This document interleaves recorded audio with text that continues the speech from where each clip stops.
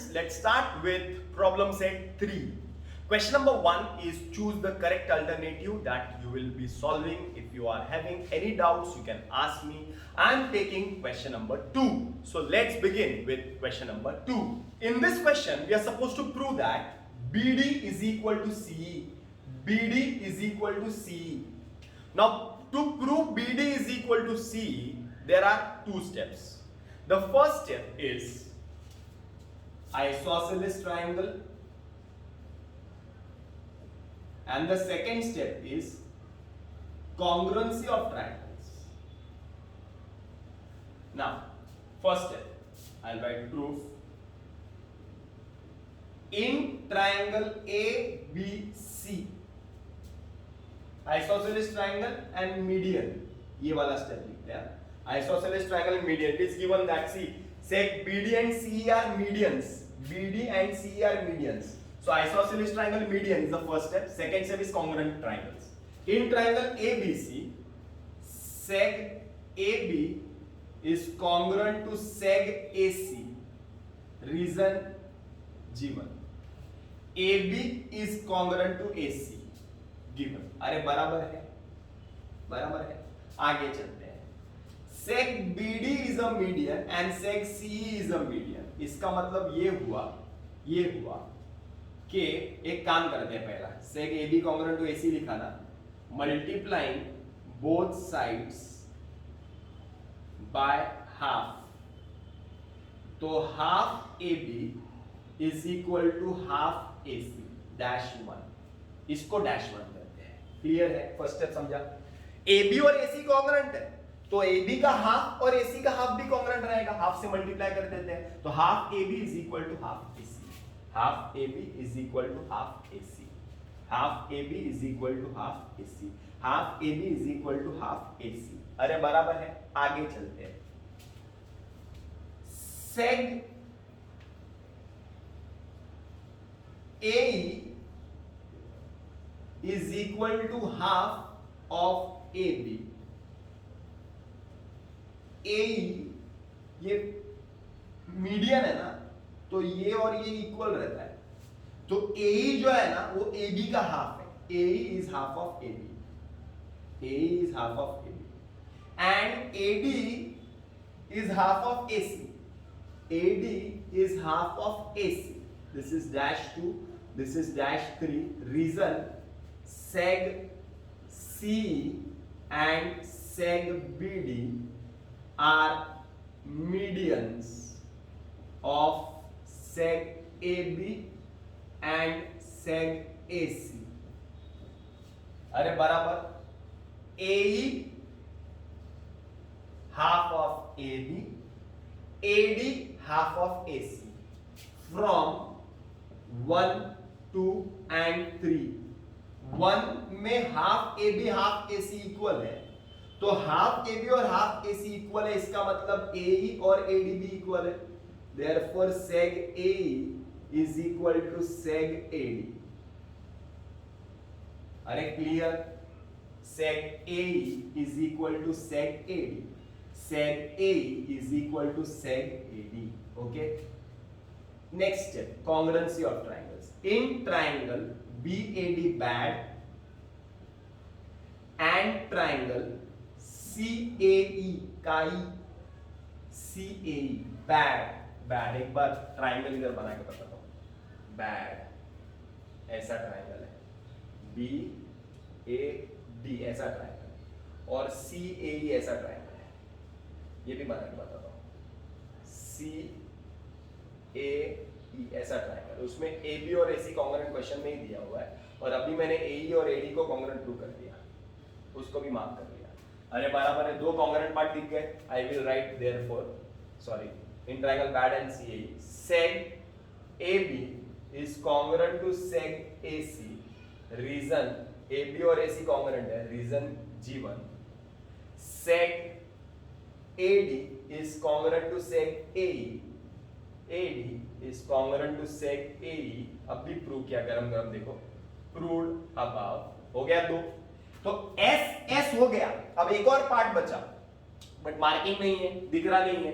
देखो ना angle A, देखो ना ए, दोनों में ए कॉमन है, देखो ना दोनों में ए कॉमन है, दो ट्राइंगल एक ही कोख से जन्म लेते हैं, देखो ना एक के पेट से ही जन्म लेते हैं, एक इधर जाता है और एक इधर जाता है, तो A is common angle, so angle A मतलब BAD BAD is congruent to angle CAE इकाई, reason common angle, therefore triangle BAD is congruent to triangle CAE by SAS test. कौन सा टेस्ट? SAS test. कौन सा test? SAS test.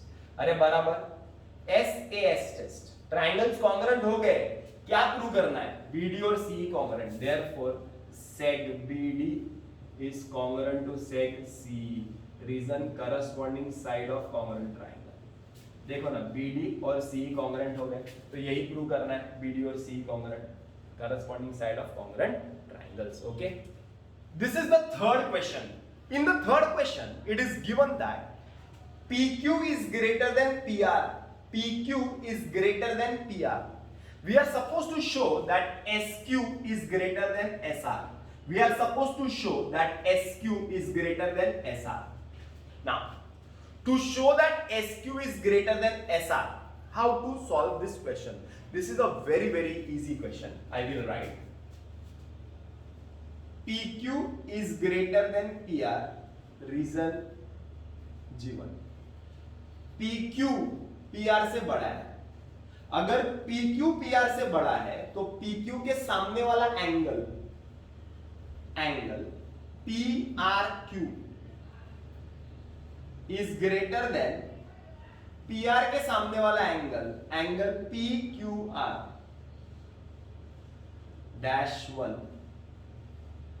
Angle opposite to greater sides are greater. अरे बराबर, जो side बड़ा है तो उसके सामने वाला एंगल भी बड़ा है, जो साइड बड़ा है तो उसके सामने वाला एंगल भी बड़ा है. आगे चलते हैं, एक काम करता हूं, इसको -1 नहीं करते हैं. आई will right multiplying both sides by half, so I will get half angle PRQ is greater than half angle PQR -1. Half angle PRQ is greater than half angle PQR. Okay, यहां तक क्लियर हो गया? Half angle PRQ is greater than half angle PQR. यहां तक clear हो गया?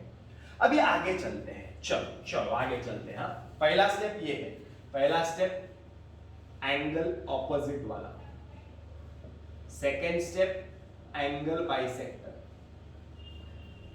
Third step side opposite वाला, 3 step. चलो पहला सेकेंड स्टेप देखते हैं. What is the second step? This is an angle bisector, QS is an angle bisector, RS is an angle bisector. So what I will right? I will right angle SQR is half of angle PQR -2. Angle SRQ, ये वाला angle SRQ is half of angle PRQ. Reason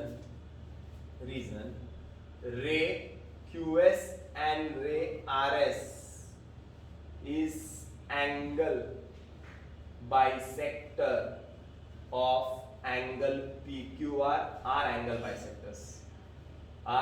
bisectors of PQR and angle PRQ.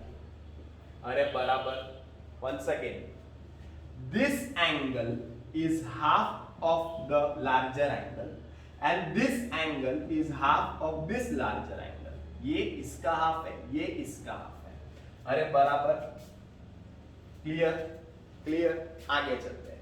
From 1, 2 and 3, ये मेरा पहला step था, ये मेरा दूसरा step था एंगल बाइसेक्टर, मेरा लास्ट स्टेप 1, 2 and 3. देखो ना, half angle PRQ is greater than half angle PQR, लेकिन हाफ एंगल PRQ के बदले में can I right angle S R Q? Yes, greater than half angle P Q R के बदले में can I right angle S Q R? Yes, I can write angle S Q R. Half angle P R Q के बदले में I can write S Q R. Half angle P Q R के बदले में I can write S R Q. अरे बराबर. Half angle P R Q, half angle P R Q के बदले में I can write S R Q. Half angle P Q R के बदले में I can write angle S Q R. अरे बराबर है. From 1 2 and 3. क्लियर? क्लियर? अब आगे चलते हैं, आगे चलते हैं.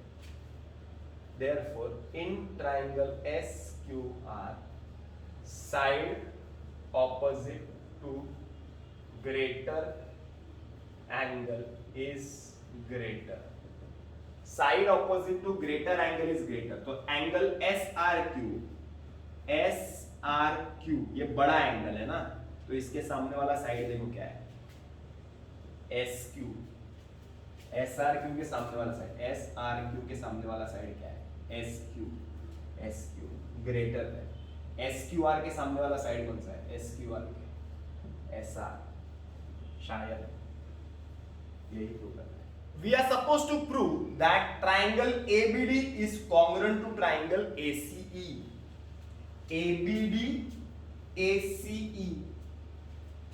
In triangle ABD and triangle ACE, sec BD is congruent to CE.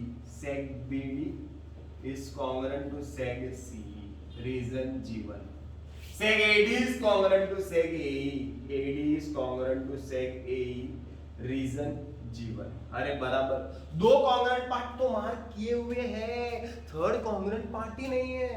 तुम लोग बोलेंगे सर थर्ड कॉन्ग्रुएंट पार्ट भी नहीं है, कॉमन भी कुछ नहीं है, दोनों अलग अलग जगह पे दिख रहे हैं, 90-90 भी कुछ नहीं है, तो सर कैसे होगा, तीसरा कॉन्ग्रुएंट पार्ट होगा. Therefore I can say that triangle ABD is congruent to triangle AC by whatever test. अरे बराबर ना, अरे बराबर ना. लॉजिक समझ में आ रहा है क्या? See there are two congruent parts, दो साइड कॉन्ग्रुएंट दिख रहे हैं, but third congruent part is missing. Third congruent part is missing. तो वो थर्ड कॉन्ग्रुएंट पार्ट ढूंढना है. कैसे ढूंढना है? चलो कैसे ढूंढना है देखते हैं, देखते हैं, देखते हैं. Proof. In triangle ADE, ADE seg AD is congruent to seg AE. Reason G1. If two sides are congruent, then triangle ADE is an isosceles triangle. Triangle ADE is an isosceles triangle. Therefore, अगर दो side congruent है तो सामने वाले दोनों angle भी congruent है. Therefore, angle ADE is equal to angle AED is equal to X isosceles triangle theorem या isosceles triangle property. अगर दो साइड कॉन्ग्रुएंट है तो सामने वाले दोनों एंगल्स भी कॉन्ग्रुएंट हो जाएंगे. बराबर है. यहां तक क्लियर हो गया, यहां तक क्लियर हो गया. आगे चलते हैं. चलो आगे चलते हैं. x कर दिया मैंने, x और x. चलो आगे चलते हैं. Angle ADB plus angle ADE total is 180 degrees. Linear pair angles dash 1. बराबर. मतलब angle ADB plus x is equal to 180 degrees. अरे बराबर. क्लियर? सिमिलरली ये साइड भी देखो. Angle AEC plus angle AED is equal to 180 degrees. Linear pair angles. So angle AEC plus X is equal to 180 degrees. Dash 2 from 1 and 2. बराबर ना, ये गया. बचा angle ADB plus angle plus